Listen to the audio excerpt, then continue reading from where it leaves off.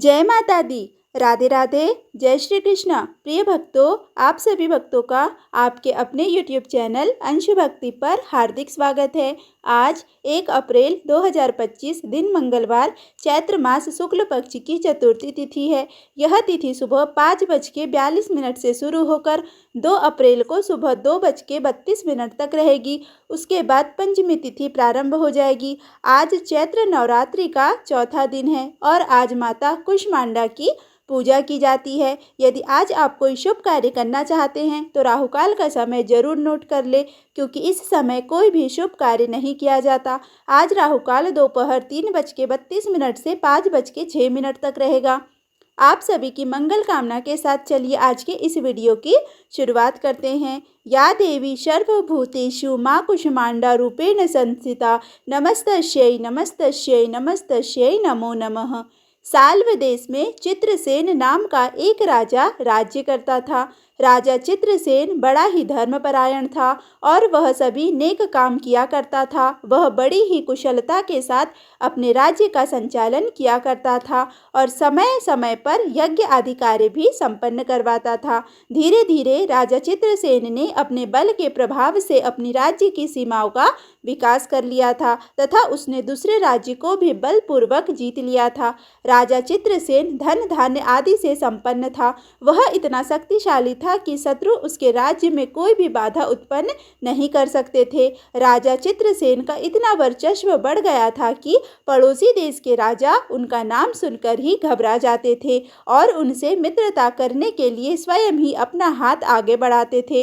वो जानते थे कि राजा चित्रसेन कितना अधिक बलशाली है। उनसे मित्रता होगी तो ही राज्य सुरक्षित रहेगा, नहीं तो कभी भी आक्रमण करके चित्रसेन इसे भी अपने राज्य में मिला लेगा। इस प्रकार राजा चित्रसेन चक्रवर्ती राजा बन गया था। राजा चित्रसेन का एक पुत्र व 7 पुत्रियां थी। एक दिन राजा चित्रसेन ने अपनी 7 पुत्रियों से पूछा कि तुम किसके भाग्य से खाती हो? तब राजा की 6 पुत्रियों ने तो एक समान उत्तर दिया कि पिताजी, हम तो आपके भाग्य से ही खाते हैं। आप तो हमारे साथ साथ सभी प्रजाजनों के अन्नदाता है। किंतु राजा की सबसे छोटी पुत्री ने उत्तर दिया कि पिताजी, मैं तो अपने भाग्य से खाती हूँ। मैं आपकी झूठी पढ़ाई नहीं करना चाहती हूँ। मैं मानती हूँ कि आप राजा है, आपका प्रजा पर पूरा अधिकार है, किंतु आप भाग्य विधाता नहीं हैं जो सबका भाग्य समान होगा। मैं अपनी बड़ी बहनों के कथन को सत्य नहीं मानती। आप मेरा कथन सत्य माने या ना माने, किंतु मैं तो इसे ही सत्य मानती हूँ। और हाँ, सिर्फ मैं ही नहीं, हर एक प्राणी अपने भाग्य से ही खाता है। छोटी पुत्री की बात सुनकर राजा को बड़ा बुरा लगा। उन्हें अपनी छोटी पुत्री की बात चुभ गई। आज तक सभी प्रजाजन राजा चित्रसेन का आदर करते थे और उन्होंने आज तक सभी के मुंह से केवल अपनी बड़ाई ही सुनी थी। अतः अपनी छोटी पुत्री की बात सुनकर उसे बड़ा ही क्रोध आया और राजा ने अपनी 6 पुत्रियों का विवाह तो राजकुमारों के साथ करवाया, लेकिन अपनी छोटी पुत्री का विवाह एक कोड़ी लकड़हारे के साथ संपन्न करा दिया और कहा, अब जाओ, मैं देखता हूँ कि अब तुम किसके भाग्य से खाओगी। किंतु अब भी राजा की छोटी बेटी ने हार नहीं मानी और कहा, पिताजी, ये आपका अहंकार बोल रहा है। मैंने पहले भी कहा है और अब भी कहकर जाती हूँ, मैं आपके भाग्य से नहीं, अपने भाग्य से ही खाती हूँ। और राजा की छोटी बेटी अपने कोड़ी पति के साथ खाली हाथ ही चल गई और दूर जाकर एक जंगल में झोपड़ी बनाकर रहने लगी। राजा की छोटी बेटी का पति लकड़हारा था, अतः वह लकड़ियां बेचकर ही अपना जीवन निर्वाह करता था। किंतु कुछ समय के बाद कोड़ी होने के कारण वह लाचार हो गया था। अब राजा की छोटी पुत्री ने अपने पति का काम शुरू कर दिया। वह लकड़ियां काटती और उसे पास के ही गांव में बेच आती थी और घर आकर अपने पति की सेवा करती थी। ऐसे ही कुछ वर्ष बीत गए। उधर राजा चित्रसेन ने एक दिन भी अपनी पुत्री का हालचाल नहीं पूछा।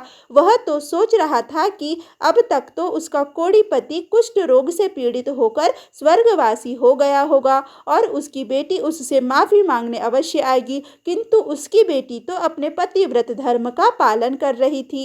एक दिन वह ऐसे ही लकड़ी बेचने के लिए पास के गांव में गई। वहां उसने एक मंदिर के पास कुछ महिलाओं की भीड़ को देखा।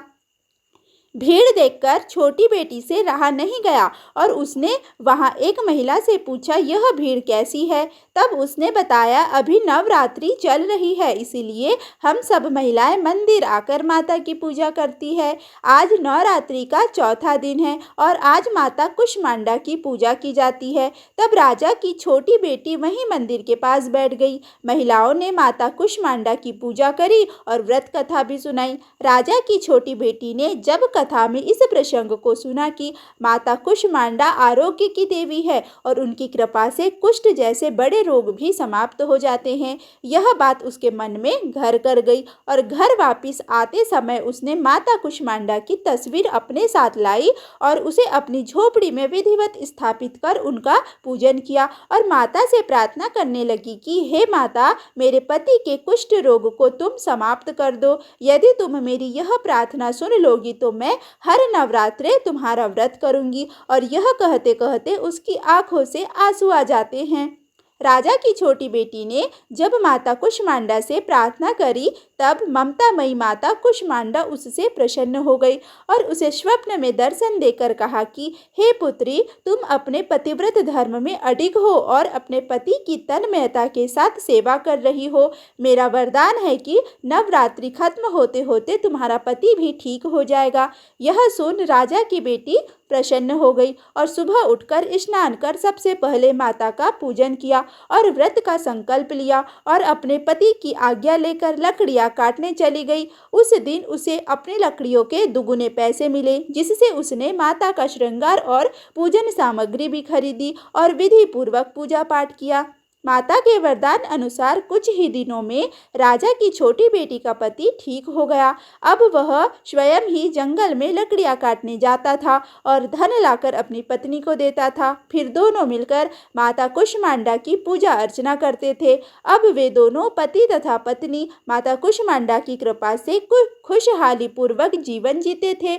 उन्होंने वन में ही माता कुष्मांडा का मंदिर बनवा लिया था और अपनी पुरानी झोपड़ी की जगह नई झोपड़ी बना ली और सुखपूर्वक रहने लगे। इधर एक दिन राजा चित्रसेन अपने सैनिकों के साथ उसी वन में शिकार करने के लिए आया, लेकिन वह अपने सैनिकों से बिछड़ गया और घूमते घूमते वह थक गया, लेकिन उसे कोई नजर नहीं आया। वह भूख प्यास से परेशान हो गया था। फिर उसे एक सरोवर दिखाई दिया। राजा चित्रसेन उस सरोवर से जल लेने के लिए उसके पास गया, लेकिन वहीं पर एक मगरमच्छ ने राजा का पैर पकड़ लिया, जिससे राजा के पैर से रक्त की धारा बहने लगी। दर्द से व्याकुल हो राजा जोर जोर से चिल्लाने लगा। आवाज सुनकर वही लकड़हारा जो राजा का दामाद था वहां आया और मगरमच्छ को देखकर उसे अपनी कुल्हाड़ी से काट डाला और राजा के प्राण बचा लिए। राजा उसे नहीं पहचान पाया और ना ही लकड़हारा राजा को पहचान पाया। राजा लकड़हारे से बहुत खुश हुआ और उसे अपना आधा राज्य दे दिया। तब लकड़हारे ने राजा से उसकी झोपड़ी में चलने का आग्रह किया। तब राजा उसके साथ उसकी झोपड़ी में चला गया। वहां पर अपनी छोटी बेटी को देखकर राजा सब कुछ समझ गया और अपनी छोटी बेटी से अपने किए के लिए माफी मांगने लगा। छोटी बेटी ने उसे क्षमा कर दिया और कहा, पिताजी, ये सब माता कुष्मांडा की कृपा से हुआ है, आप उनके दर्शन कर लीजिए। राजा ने माता कुष्मांडा के दर्शन किए और बेटी जमाई के साथ अपने राज्य लौट गए और अपने वचन अनुसार अपने जमाई को आधा राज्य देकर उसका राज्य अभिषेक कर दिया। माता कुष्मांडा ने अपने भक्ति की लाज रख ली। नवरात्र के चौथे दिन इन्हीं माता कुष्मांडा की पूजा की जाती है। माता कुष्मांडा को अष्टभुजा देवी कहा जाता है। उनकी 8 भुजाएं हैं। माँ कुष्मांडा के हाथों में धनुष, बाण, कमल पुष्प, चक्र, गदा, कमंडल, जपमाला और अमृतपूर्ण कलश रहता है। माँ कुष्मांडा सिंह की सवारी करती है। देवी कुष्मांडा को पेठा, जिसे कुम्हरा भी कहते हैं, अधिक प्रिय है। इसके अलावा माँ कुष्मांडा को दही और हलवे का भोग भी लगा सकते हैं। बोलिए माता कुष्मांडा की जय। प्रिय भक्तों, अब हम आगे के वीडियो में चैत्र मास महात्म्य की कथा का श्रवण करेंगे। जय माता दी। जब शशिकला को ब्राह्मण ने सुदर्शन के विषय में बताया तब व्यास जी बोले, उस ब्राह्मण का वचन सुनकर सुंदरी शशिकला प्रेम विभोर हो गई और वह ब्राह्मण इतना कहकर शांत भाव से उस स्थान से चला गया। उस श्रेष्ठ ब्राह्मण के चले जाने पर वह सुंदरी पूर्व अनुराग से तथा विप्र की बातों से प्रेमातिरेक के कारण अत्यधिक अधीर हो उठी। तदंतर उस शशिकला ने अपनी इच्छा के अनुसार चलने वाली एक सखी से कहा कि रस से अनभिज्ञ तथा उत्तम कुल में उत्पन्न उस राजकुमार के विषय में सुनकर मेरे शरीर में विकार उत्पन्न हो गया है। इस समय मुझे अत्यधिक पीड़ा दे रहा है। अब मैं क्या करूं और कहाँ जाऊं? जब से मैंने स्वप्न में दूसरे कामदेव के सदृश उस राजकुमार को देखा है, तभी से विरह से आकुल हुआ मेरा कोमल मन अत्यधिक संतप्त हो रहा है। हे भामिनी, इस समय मेरे शरीर में लगा हुआ चंदन विष के समान, यह माला सर्प के तुल्य तथा चंद्रमा की किरणें अग्नि सदृश प्रतीत हो रही है। इस समय महल में, वन में, बावली में तथा पर्वत पर कहीं भी मेरे चित्त को शांति नहीं मिल पा रही है। नानाविध सुख साधनों से दिन में तथा रात में किसी भी समय सुख की अनुभूति नहीं हो रही है। संज्ञा, तांबुल, गायन तथा वादन, इनमें कोई भी चीज मेरे मन को प्रसन्न नहीं कर पा रही है और न तो मेरे नेत्रों को कोई भी वस्तु तृप्त हो कर पा रही है। जी करता है उसी वन में चली जाऊं जहां वह निष्ठुर विद्यमान है, किंतु कुल की लज्जा के कारण भयभीत हूँ और फिर अपने पिता के अधीन भी क्या करूँ? मेरे पिता अभी मेरा स्वयंवर भी नहीं आयोजित कर रहे हैं। यदि स्वयंवर हुआ तो मैं इच्छापूर्वक अपने को सुदर्शन को समर्पित कर दूंगी। यद्यपि दूसरे सैकड़ों समृद्धशाली नरेश हैं, परंतु वे मुझे रमणीय नहीं लगते। राज्यहीन होते हुए भी इस सुदर्शन को मैं अधिक रमणीय मानती हूँ। व्यास जी बोले, अकेला, निर्धन, बलहीन, वनवासी तथा फल का आहार करने वाला होते हुए भी सुदर्शन उस शशिकला के हृदय में पूर्ण रूप से बस गया था। भगवती के वाग्बीज मंत्र के जप से सुदर्शन को यह सिद्धि प्राप्त हो गई थी। वह पूर्ण रूप से ध्यान मग्न होकर उस सर्वोत्तम मंत्र का निरंतर जप करता रहता था। एक बार स्वप्न में सुदर्शन ने उन अव्यक्त पूर्ण ब्रह्म स्वरूपा जग जननी विष्णु माया तथा सभी संपदा प्रदान करने वाली भगवती अंबिका का दर्शन किया। उसी समय श्रृंगवेरपुर के अधिपति निषाद ने सुदर्शन के पास आकर उसे सब प्रकार की सामग्रियों से परिपूर्ण उत्तम रथ प्रदान किया। उस रथ में 4 घोड़े जूते हुए थे और वह सुंदर पताका से सुशोभित था। निषाद राज ने राजकुमार सुदर्शन को विजयशाली समझकर उसे भेंट स्वरूप वह रथ दिया था। सुदर्शन ने भी प्रेम पूर्वक उसे स्वीकार कर लिया और मित्र रूप में आए हुए उस निषाद का वन्य फल मूलों से भली भांति सत्कार किया। तब आतिथ्य स्वीकार करके उस निषाद राज के चले जाने पर वहां के तपस्वी मुनिगण अत्यंत प्रसन्न होकर सुदर्शन से कहने लगे, हे राजकुमार, आप धैर्यवान हैं। भगवती की कृपा से थोड़े ही दिनों में निश्चय ही अपना राज्य प्राप्त करेंगे, इसमें संदेह नहीं है। हे सुव्रत, विश्व मोहिनी और वरदायिनी भगवती अंबिका आपके ऊपर प्रसन्न है। अब आपको उत्तम सहायक भी मिल गया है, आप चिंता न करें। तत्पश्चात उन व्रतधारी मुनियों ने मनोरमा से कहा, हे सुचि स्मिते, अब आपका पुत्र सुदर्शन शीघ्र ही भूमंडल का राजा होगा। तब उस कोमलाग्नि मनोरमा ने उनसे कहा, आप लोगों का वचन सफल हो। हे विप्रगण, यह सुदर्शन आप लोगों का सेवक है। सच्ची उपासना से सब कुछ संभव हो जाता है, इसमें आश्चर्य ही क्या। किंतु उसके पास न सेना है, न मंत्री है, न कोष है और न ही कोई सहायक है। ऐसी दशा में किस उपाय से मेरा पुत्र राज्य पाने के योग्य बन सकता है? आप लोग मंत्र के पूर्णता है, अतः आप लोगों के आशीर्वाद वचनों से मेरा यह पुत्र निश्चय ही राजा होगा, इसमें संदेह नहीं है। व्यास जी बोले, रथ पर सवार होकर मेधावी सुदर्शन जहाँ भी जाता था वहाँ वह अपने तेज से एक अक्षौहिणी सेना के आवृत प्रतीत होता था। हे भूप, यह उस बीज मंत्र का ही प्रभाव था, दूसरा कोई कारण नहीं, क्योंकि वह सुदर्शन सर्वदा प्रसन्नता पूर्वक उसी मंत्र का जप किया करता था। जो मनुष्य किसी सद्गुरु से कामराज नामक अद्भुत बीज मंत्र ग्रहण करके शांत होकर पवित्रता पूर्वक उसका जप करता है, वह अपनी सभी मनोकामनाएं पूर्ण कर लेता है। हे नृपश्रेष्ठ, भूतल पर अथवा स्वर्ग में भी कोई ऐसा अत्यंत दुर्लभ दुर्लभ पदार्थ नहीं है जो कल्याणकारिणी भगवती के प्रसन्न होने पर न मिल सके। हे महान मूर्ख, भाग्यहीन तथा रोगों से व्यथित होते हैं जिनके मन में जगदम्बा के अर्चन आदि में विश्वास नहीं होता। हे कुरुनंदन, जो भगवती युग के आदि में सब देवताओं की माता कही गई थी, इसी कारण आदि माता इस नाम से विख्यात है। वे ही बुद्धि, कीर्ति, धृति, लक्ष्मी, शक्ति, श्रद्धा, मति और स्मृति आदि रूपों से समस्त प्राणियों में प्रत्यक्ष दिखाई देती है। जो लोग माया से मोहित है वे उन्हें नहीं जान पाते। कुतर्क करने वाले मनुष्य उन भुवनेश्वरी भगवती शिवा का भजन नहीं करते। ब्रह्मा, विष्णु, शिव, इंद्र, वरुण, यम, वायु, अग्नि, कुबेर, त्वष्टा, पूषा, दोनों अश्विनी कुमार, भग, आदित्य, वसु, रुद्र, विश्वदेव एवं मरुद्रण, ये सभी देवता सृष्टि, पालन तथा संहार करने वाली उन भगवती का ध्यान करते हैं। कौन ऐसा विद्वान है जो उन परमात्मिका शक्ति की आराधना न करता हो। सुदर्शन ने सभी कामनाओं को पूर्ण करने वाली उन्हीं कल्याणकारिणी भगवती को जान लिया था। वे विद्या तथा अविद्या स्वरूपा भगवती ही ब्रह्म है और अत्यंत दुष्प्राप्य है। वे पराशक्ति योग द्वारा ही अनुभव गम्य है और मोक्ष चाहने वाले लोगों को विशेष प्रिय है। उन भगवती के बिना परमात्मा का स्वरूप जानने में कौन समर्थ है।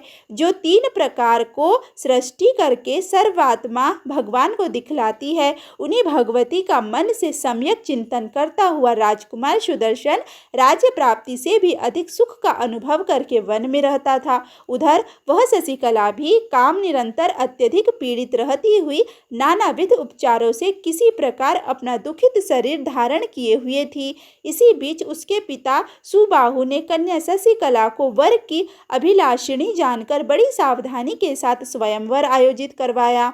विद्वानों ने स्वयंवर के 3 प्रकार बताए हैं। वह क्षत्रिय राजाओं के विवाह हेतु उचित कहा गया है, अन्य के लिए नहीं। उनमें प्रथम इच्छा स्वयंवर है, जिसमें कन्या अपने इच्छा अनुसार पति स्वीकार करती है। दूसरा पण स्वयंवर है, जिसमें किसी प्रकार का शर्त रखा जाता है, जैसे भगवान श्री राम ने जानकी के स्वयंवर में शिव धनुष तोड़ा था।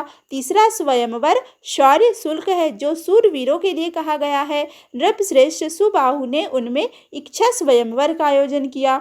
शिल्पियों द्वारा बहुत से मंच बनवाए गए और उन पर सुंदर आसन बिछाए गए। तत्पश्चात राजाओं के बैठने योग्य विविध आकार प्रकार के सभा मंडप बनवाए गए। इस प्रकार विवाह के लिए संपूर्ण सामग्री जुट जाने पर सुंदर नेत्रों वाली शशिकला ने दुखित होकर अपनी सखी से कहा, एकांत में जाकर तुम मेरी माता से यह वचन कह दो कि मैंने अपने मन में ध्रुव संधि के सुंदर पुत्र का पति रूप में वरण कर लिया है।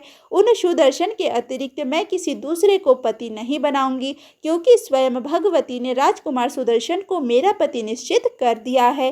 व्यास जी बोले, उसके ऐसा कहने पर उस मृदुभाषिणी सखी ने शशिकला की माता विदर्भ सुता के पास शीघ्र जाकर एकांत में उनसे मधुर वाणी में कहा, हे साध्वी, आपकी पुत्री ने अत्यंत दुखित होकर मेरे मुख से आपको जो कहलवाया है उसे आप सुन ले, और हे कल्याणी, इस समय शीघ्र ही उसका हित साधन करे। उसका कथन है कि भारद्वाज मुनि के आश्रम में जो ध्रुव संधि के पुत्र सुदर्शन रहते हैं, उनका मैं अपने मन में पति रूप में वरण कर चुकी हूँ, अतः मैं किसी दूसरे राजा का वरण नहीं करूँगी।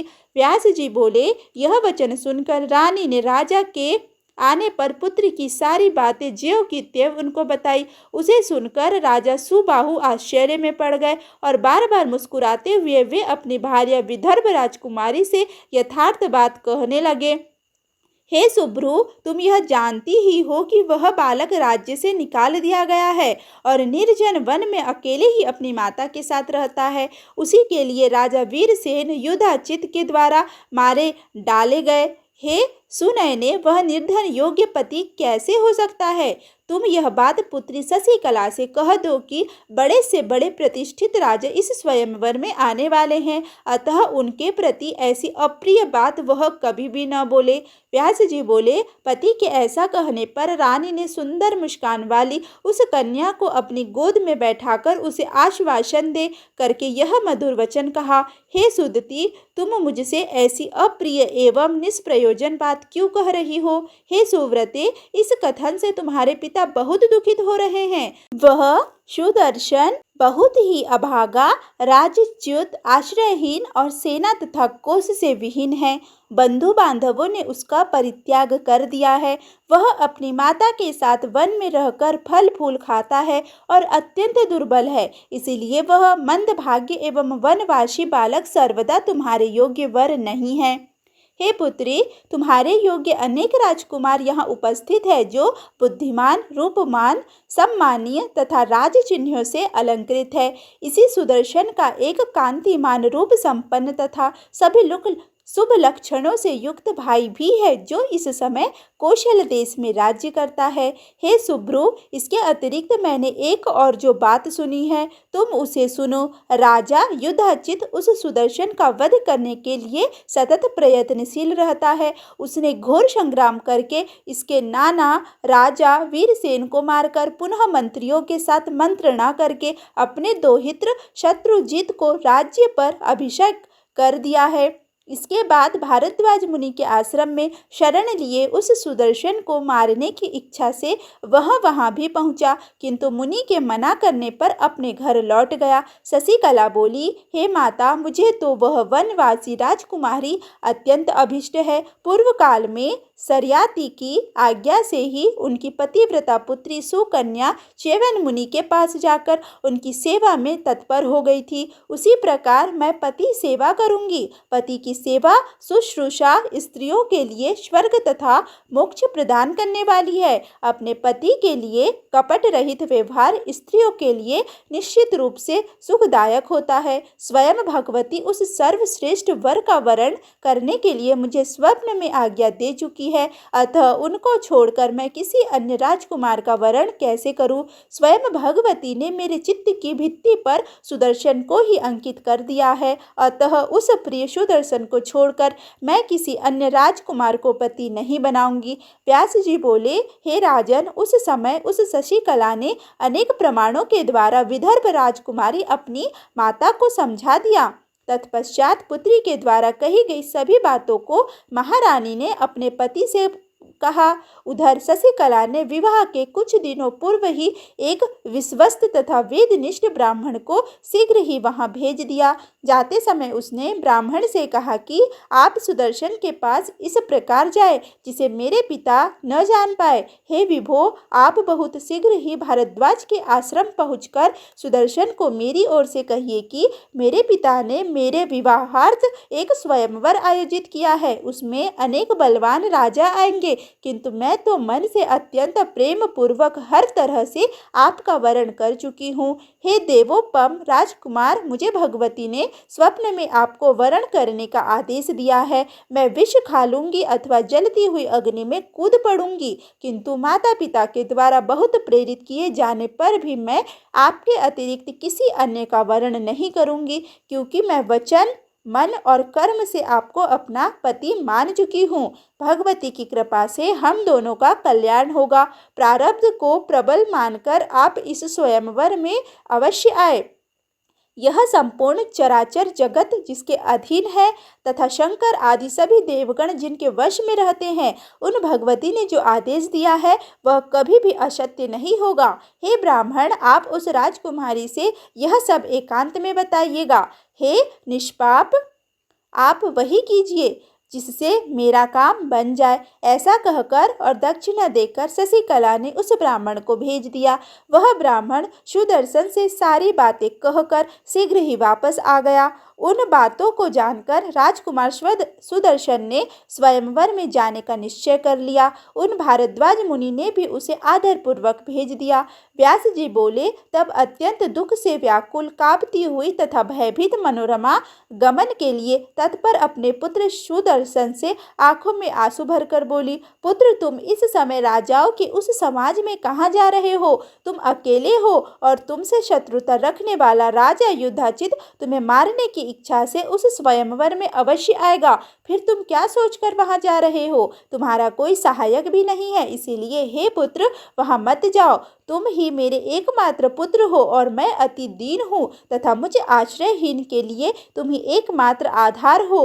हे महाभाग, इस समय तुम मुझे निराश मत करो। जिसने मेरे पिता का वध कर दिया है वह राजा युधाजित भी वहां आएगा और वहां तुझ अकेले गए हुए को मार डालेगा।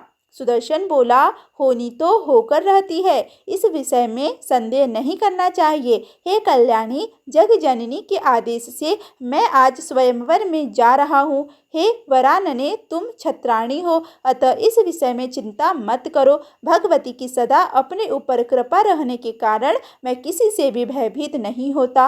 व्यास जी बोले, ऐसा कहकर रथ पर आरूढ़ होकर स्वयंवर में जाने के लिए उद्गत पुत्र सुदर्शन को देखकर मनोरमा ने इन आशीर्वादों से उसका अनुमोदन किया। भगवती अंबिका आगे से, पार्वती पीछे से, पार्वती दोनों पार्श्व भाग में तथा शिव सर्वत्र तुम्हारी रक्षा करे। विषम मार्ग में वाराही, किसी भी प्रकार के दुर्गम स्थानों में दुर्गा तथा भयानक संग्राम में परमेश्वरी कालिका तुम्हारी रक्षा करे। उस मंडप में देवी मादंगी, स्वयंवर में भगवती सौम्या तथा भवबंधन से मुक्त करने वाली भवानी राजाओं के बीच में तुम्हारी रक्षा करे। इसी प्रकार पर्वतीय दुर्गम स्थानों में गिरिजा, चौराहे पर देवी चामुंडा तथा वनों में सनातनी कामगा देवी तुम्हारी रक्षा करे।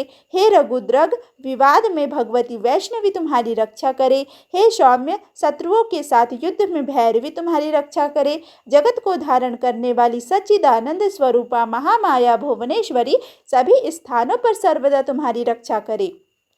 व्यास जी बोले, ऐसा कहकर भय से व्याकुल तथा कांपती हुई उसकी माता मनोरमा ने उससे कहा, मैं भी तुम्हारे साथ अवश्य चलूंगी। हे पुत्र, मैं तुम्हारे बिना आधे क्षण भी यहाँ नहीं रह सकती, अतएव तुम्हारी जहाँ जाने की इच्छा है वहीं मुझे भी अपने साथ ले चलो। तब ऐसा कहकर अपनी दासी को साथ लेकर माता मनोरमा चल पड़ी। ब्राह्मणों से आशीर्वाद प्राप्त करके वे सभी प्रसन्नतापूर्वक चल पड़े। इसके बाद वह रघुवंशी सुदर्शन एक रथ पर आरूढ़ होकर वाराणसी पहुंचा। राजा सुबाहु को उसके आने की जानकारी होने पर उन्होंने आदर सम्मान आदि के द्वारा उनका सत्कार किया। उन लोगों के निवास के लिए भवन तथा अन्न जल आदि की व्यवस्था कर दी तथा उनकी सेवा शुश्रूषा हेतु सेवक को भी नियुक्त कर दिया। इसके बाद वहां अनेक देशों के राजा महाराजा एकत्र हुए। वहां अपने नाती को साथ लेकर युधाजित भी आया। करुषाधिपति, मद्र देश के राजा बोर, सिंधुराज, युद्ध कुशल, माहिष्मती नरेश, पंचालपति, पर्वतीय राजा, कामरूप देश के अति पराक्रमी महाराज, कर्नाटक नरेश, चोल राज और महाबली विदर्भ नरेश वहां आए थे। उन राजाओं की कुल मिलाकर 63 अक्षौहिणी सेना भी वहां सर्वत्र स्थित उन सैनिकों से वह वाराणसी नगरी पूरी तरह से घिर गई। इसके अतिरिक्त अन्य बहुत से राजा भी स्वयंवर देखने की इच्छा से बड़े बड़े हाथियों पर आरूढ़ होकर उस स्वयंवर में सम्मिलित हुए। उस समय सभी राजकुमार आपस में मिलकर कहने लगे कि राजकुमार सुदर्शन भी निश्चिंत होकर यहाँ आया है। वह महाबुद्धिमान सूर्यवंशी सुदर्शन अपनी माता के साथ इस समय अकेला ही रथ पर चढ़कर विवाह के लिए यहाँ आ पहुँचा है। सैन्य शक्ति से संपन्न तथा सहस्त्र से सुसज्जित इन राजकुमारों को छोड़कर क्या वह राजकुमारी बड़ी भुजाओं वाले इस सुदर्शन का वरण करेगी? इसके बाद राजा युधाजित ने उन नरेशों से कहा, राजकुमारी को प्राप्त करने के लिए मैं इसे मार डालूंगा, इसमें कोई संशय नहीं है। तब महान नीतिज्ञ केरल नरेश ने उस युधाजित से कहा, हे राजन, इच्छा स्वयंवर में युद्ध नहीं करना चाहिए। यह शुल्क स्वयंवर भी नहीं है, अतः कन्या का बलपूर्वक हरण भी नहीं किया जाना चाहिए। इसमें तो कन्या की इच्छा से पति चुनना निर्धारित है, तो फिर इसमें विवाद कैसा? हे नृपश्रेष्ठ, आपने पहले तो इस सुदर्शन को अन्यायपूर्वक राज्य से निकाल दिया और अपने दौहित्र को बलपूर्वक उस राज्य का स्वामी बना दिया। हे महाभाग, यह सूर्यवंशी राजकुमार कौशल नरेश का सुपुत्र है। इस निरपराध राजकुमार का वध आप क्यों करेंगे? हे नृपोत्तम, आपको अन्याय का फल अवश्य ही मिलेगा। हे आयुष्मान, इस संसार पर शासन करने वाला कोई और ही जगतपति परमेश्वर है। धर्म की जय होती है, अधर्म की नहीं। सत्य की जय होती है, असत्य की नहीं। अतएव हे राजेंद्र, आप अन्याय न कीजिए और इस प्रकार के पापमय विचार का सर्वदा परित्याग कर दीजिए। आपका दौहित्र यहाँ आया ही है, वह भी अत्यंत रूपवान और राज्य तथा लक्ष्मी से संपन्न है। तब भला कन्या उसका वरण क्यों नहीं करेगी? अन्य एक से बढ़कर एक बलवान राजकुमार आए हैं। इस स्वयंवर में कन्या शशिकला किसी भी राजकुमार को अपनी इच्छा से चुन लेगी। हे राजागण, अब आप ही लोग बताएं कि इस प्रकार के विवाह में विवाद ही क्या? विवेकवान पुरुष को इस विषय में परस्पर विरोध भाव नहीं रखना चाहिए। प्रिय भक्तों, आज का अध्याय यहीं पर समाप्त हुआ। इसके आगे की कथा हम अगले अध्याय में श्रवण करेंगे। जय माता दी। नमो नमो दुर्गे शुककर्णी, नमो नमो दुर्गे दुखहरणी। निरंकार है ज्योति तुम्हारी, तिहु लोक फैली उजियारी। शशि ललाट मुख महाविशाला, नेत्र लाल भ्रुकुटि विकराला। रूप मात को अधिक सुहावे, दर्श करत जन अति सुख पावे। तुम संसार शक्ति लय कीना, पालन हेतु अनधन दीना। अन्नपूर्णा हुई जग की पाला, तुम्ही आदि सुंदरी बाला। प्रलय काल शबनासन हारी, तुम गौरी शिव शंकर प्यारी। शिव योगी तुम रे गुण गावे, ब्रह्मा विष्णु तुम्हें नित धावे। रूप सरस्वती को तुम धारा, दे सुबुद्ध ऋषि मुनिन उबारा। धरा रूप नरसिंह को अम्बा, प्रकट भई फाड़ कर खम्बा। रक्षा करी प्रहलाद बचायो, हिरण्य अक्ष को स्वर्ग पठायो। लक्ष्मी रूप धरो जग माही, श्री नारायण अंग समाई। क्षीर सिंधु में करत विलासा, दया सिंधु दीजे मन आशा। हिंगलाज में तुम्हें भवानी, महिमा अमित न जात बखानी। मातंगी अरुधु मावती माता, भुवनेश्वरी बगला सुखदाता। श्री भैरव तारा जगतारिणी, छिन्न भाल भव दुख निवारिणी। केहरी वाहन शोह भवानी, लांगुर वीर चलत अगवानी। कर में खप्पर खड़क विराजे, जाको देख काल डर से भाजे। सोहे अस्त्र और त्रिशूला, जाते उठत शत्रु यशूला। नगर कोट में तुम्हें विराजत, तिहु लोक में डंका बाजत। शुंभ निशुंभ दानव तुम मारे, रक्त बीज संगन शनहारे। महिषासुर नृप अति अभिमानी, जेहि अधभार मही अकुलानी। रूप कराल काली को धारा, सेन सहित तुम तिहि सहारा। पड़ी घाल संतन पर जब जब, भय साय मातो तुम तब तब। अमरपुरी अवरो सब लोका, तब महिमा सब रहे अशोका। ज्वाला में है ज्योति तुम्हारी, तुम्हें सदा पूजे नर नारी। प्रेम भक्ति से जो यश गावे, दुख दारिद्र निकट नहीं आवे। ध्यावे तुम्हें जो नर मन लाई, जन्म मरणता को छुट जाई। जो कि सुर मुनि कहत पुकारी, योग न हो बिन शक्ति तुम्हारी। शंकर आचार्य तब हो कीनो, काम क्रोध जीती सब लीनो। निश दिन ध्यान धरो शंकर को, काहू काल नहीं सुमरो तुमको। शक्ति रूप को मरम न पायो, शक्ति गई तब मन पछतायो। शरणागत हुई कीर्ति बखानी, जय जय जय जगदम्ब भवानी। भई प्रसन्न आदि जगदम्बा, दई शक्ति नहीं कीन विलंबा। मोको मातु कष्ट अति घेरो, तुम बिन कौन हरे दुख मेरो। आशा तृष्णा निपट सतावे, रिपु मूरख मोहि अति दर पावे। शत्रु नाश कीजिए महारानी, सुमिरो एक चित तुम्हें भवानी। करो कृपा हे मात दयाला, रिद्धि सिद्धि दे कर हो निहाला। जब लगी जियो दया फल पाऊ, तुमिरो यस मैं सदा सुनाऊ। दुर्गा चालीसा जो कोई गावे, सब सुख भोग परम पद पावे। देवी दास शरण निज हो जानी, करहु कृपा जगदम्ब भवानी। बोलो शेरे वाली दुर्गे मैया की जय। प्रिय भक्तों, यदि आज का यह वीडियो आपको अच्छा लगा हो तो प्लीज़ वीडियो को लाइक करें, वीडियो को ज़्यादा से ज़्यादा शेयर करें तथा चैनल पर पहली बार आए हैं तो चैनल को सब्सक्राइब करना बिल्कुल भी ना भूलें। दिल से धन्यवाद।